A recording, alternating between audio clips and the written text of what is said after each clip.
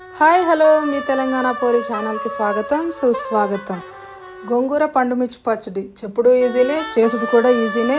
First నుంచి last వరకు skip చేయకుండా మాత్రం ఈ వీడియో చూసేయండి. గోంగూర పండుమిర్చి వాష్ చేసుకొని డ్రై చేసి పెట్టుకోవాలి.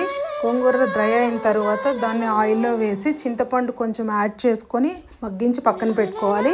ఆల్రెడీ డ్రై అయిన పండుమిర్చిని చిన్న చిన్న పీసెస్గా కట్ చేసుకొని మిక్సీ జార్లో వేసుకొని వాటిలో మనకి 1 కప్పు వెల్లుల్లి రెబ్బను వేసుకొని ఉప్పు పసుపు యాడ్ చేసుకొని మిక్సీ చేసుకొని ఆల్రెడీ మగ్గిన గోంగూరని ఈ మిక్సీ చేసిన దాంట్లో యాడ్ చేసుకొని కొంచెం ఆవపిండి వేసుకొని మళ్ళీ మిక్సీ చేసుకుంటే మనకి గోంగూర పండుమిర్చి రెడీ అయినట్లే. దాన్ని తాలింపు వేసుకొని వేడివేడి అన్నంలో వడ్డించుకొని తింటే ఇది కదా జీవితం అనిపిస్తుంది.